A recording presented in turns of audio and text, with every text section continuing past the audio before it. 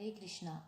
In my previous video, I gave the translations to the chapter 3 Karma Yoga of Srimad Bhagavad Gita. Now, proceeding to chapter 4 Transcendental Knowledge.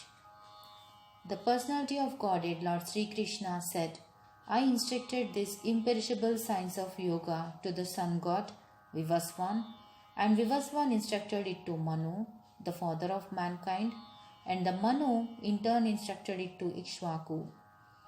This supreme science was thus received through the chain of disciplic succession, and the saintly kings understood it in that way. But in course of time, the succession was broken, and therefore the science as it is appears to be lost. That very ancient science of the relationship with the Supreme is told by me today to you, because you are my devotee as well as my friend, and can therefore understand the transcendental mystery of this science. Arjuna said, the sun god Vivasvan is senior by birth to you. How am I to understand that in the beginning you instructed this science to him? The personality of Godhead said, many births both you and I have passed. I can remember all of them, but you cannot, O subduer of the enemy.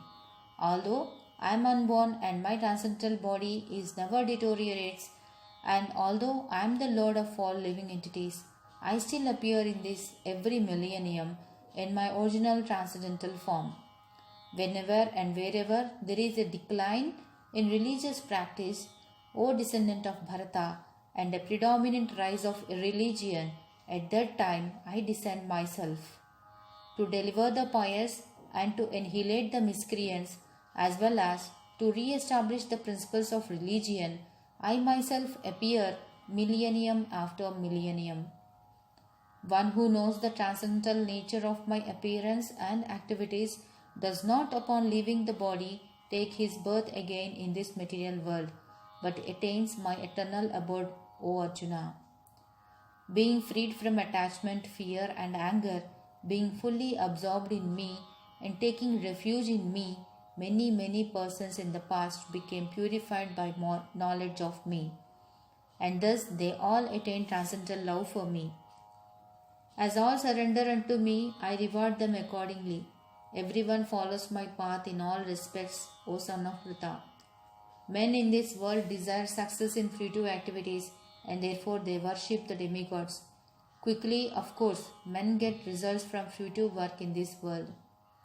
According to the three modes of material nature and the work associated with them, the four divisions of human society are created by me, and although I am the creator of this system, you should know that I am yet the non-doer, being unchangeable. There is no work that affects me, nor do I aspire for the fruits of action. One who understands this truth about me also does not become entangled in the fruitive reactions of work. All the liberated souls in ancient times acted with this understanding of my transcendental nature. Therefore, you should perform your duty following in their footsteps. Even the intelligent men are bewildered in determining what is action and what is inaction. Now I shall explain to you what is action, knowing which you shall be liberated from all misfortune. The intricacies of action are very hard to understand. Therefore, one should know properly what action is, what forbidden action is, and what inaction is.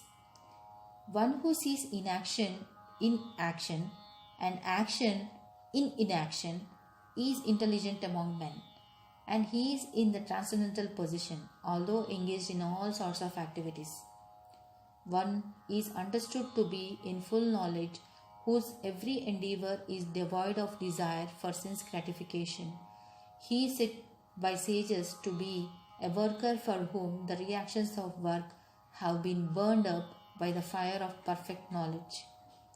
Abandoning all attachment to the results of his activities, ever satisfied and independent, he performs no fruitive action, although engaged in all kinds of undertakings. Such a man of understanding acts with mind and intelligence perfectly controlled, gives up all sense of proprietorship over his possessions, and acts only for the bare necessities of life. Thus, working, he is not affected by sinful reactions. He who is satisfied with gain, which comes of its own accord, who is free from duality and does not envy, who is steady in both success and failure, is never entangled, although performing actions. The work of a man who is unattached to the modes of material nature and who is fully situated in transcendental knowledge merges entirely into transcendence.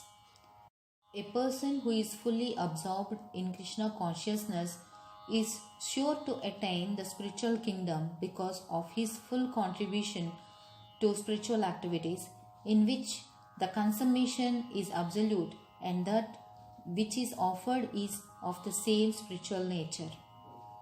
Some yogis perfectly worship the demigods by offering different sacrifices to them and some other sacrifices in the fire of the Supreme Brahman. The unadulterated brahmacharis sacrifice the hearing process and the senses in the fire of mental control, and others, the regulated householders, sacrifice the objects of the senses in the fire of the senses.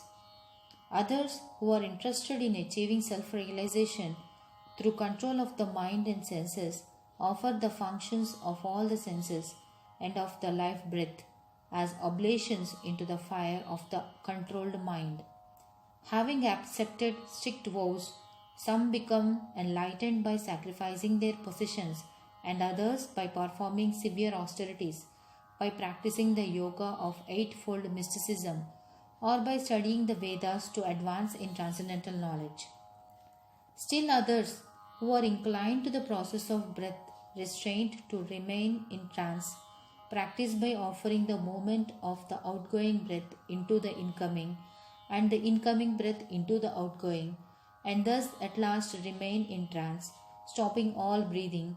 Others, curtailing the eating process, offer the outgoing breath into itself as a sacrifice.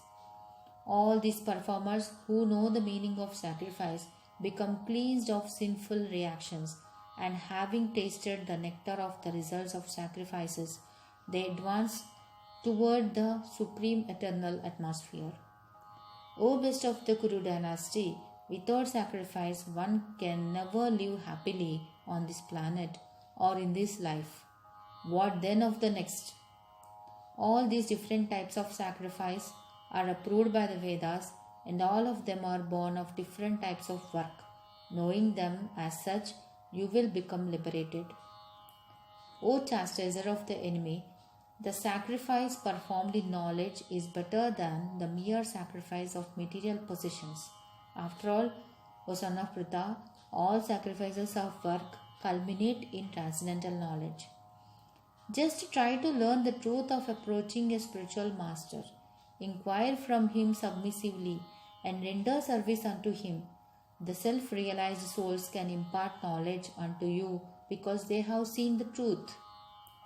Having obtained real knowledge from the self-realized soul, you will never fall again into such illusion, for by this knowledge you will see that all living beings are but part of the Supreme, or, in other words, that they are mine.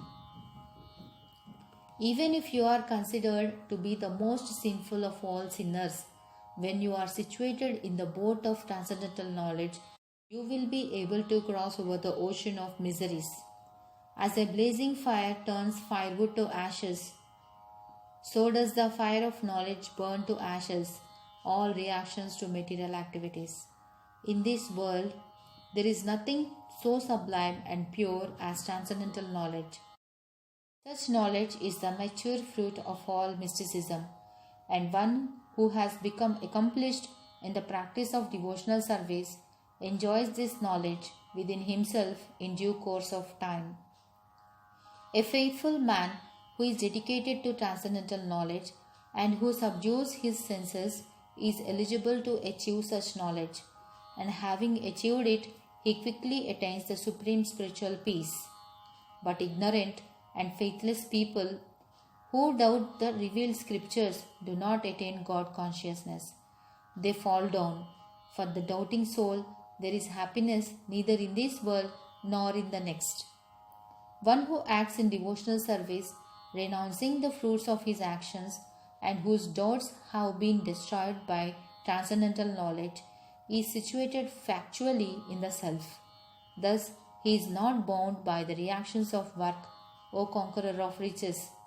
Therefore, the doubts which have arisen in your heart out of ignorance should be slashed by the weapon of knowledge, armed with yoga. O Bharata, stand and fight. Thus ends the translations of Chapter 4, Srimad Bhagavad